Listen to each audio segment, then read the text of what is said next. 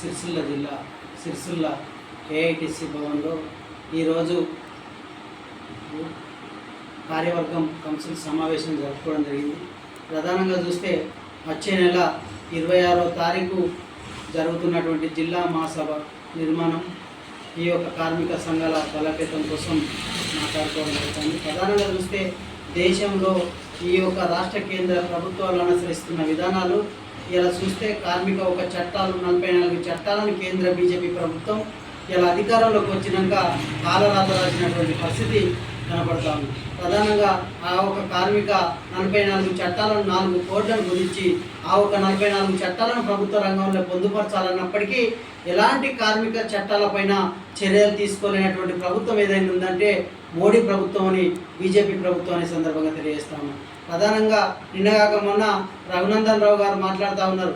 ప్రధానంగా జిఎస్టీ పెట్టి జిఎస్టీ తక్కువ చేసినాం, గోళీల మీద మందుల మీద మనిషికి కుటుంబానికి 15,000 రూపాయలు తగ్గించమని చెప్తా ఉన్నారు. ఇవాళ ఈ 2017 నుంచి ప్రజల దగ్గర కార్మికుల దగ్గర ఎంత ఖజానా ఖాళీ చేసిరని చెప్పి మేము అడుగుతా ఉన్నాం. ఇదే 15,000 లెక్క పెడితే ఆ కుటుంబాలు ఎలాగో మెరుగుపరిచే విధంగా ఉంటుందని ఈ సందర్భంగా తెలియజేస్తాం.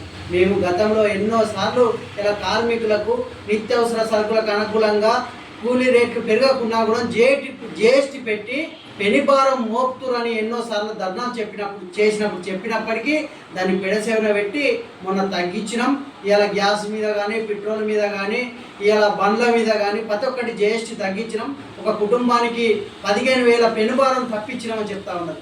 ఇవాళ ఈ 7-8 సంవత్సరాలుగా ఇలా ప్రజల దగ్గర కార్మికుల దగ్గర వసూలు చేసినటువంటి జిఎస్టీ డబ్బులను ఇలా ప్రజలకు ఎలాగ జమకూస్తారని చెప్పి మేము అడుగుతా ఉన్నాం.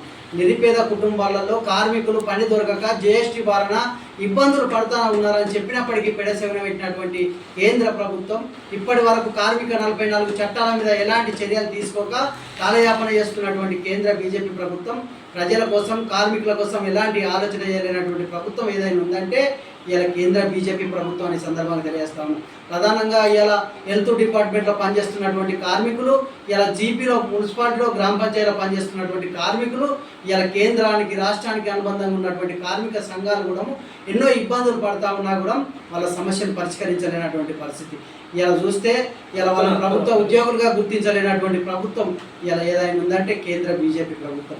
ఇలా 2 ప్రభుత్వాలకు అనుసంధానంగా ఉన్నటువంటి సంఘాలు ఇలా గ్రామ పంచాయతీ అయితేనేమి, ఇలా చూస్తే మున్సిపాలిటీ అయితేనేమి, సెకండ్ ఏఎన్ఎంలు అయితేనేమి, ఎన్హెచ్ఎం స్కీమ్ వర్కర్లు అయితేనేమి, అంగన్వాడీ టీచర్లు అయితేనేమి, ఇలా ప్రధానంగా చూస్తే గ్రామ పంచాయతీ కార్మికులకు 3-4 నెలల నుంచి జీతాలు రాకపోతే రేపు దసరా సద్ర బతుకమ్మ పండుగ వస్తుంది. ఆ కార్మికులు ఏం తిని పని చేయాలి, అలా పిల్లలకు బట్టలు ఏం కొనిచ్చుకోవాలి, ఇలా ఈ ప్రభుత్వాలు ఆలోచన చేయవలసిన అవసరం ఉంది. అదేవిధంగా అంగన్వాడీ టీచర్లను ఆయాలను రిటైర్మెంట్ చేసినటువంటి వాళ్ళని ఖాళీ చేతులతో ఇంటికి పంపిస్తే వాళ్ళు పిల్లలతోని ఇలా ఏం కొనిచ్చి ఆ పిల్లలతోనే ఆడుకోవాలి ఆ పెద్ద మనుషులు అని చెప్పేసి మేము అడుగుతా ఉన్నాం.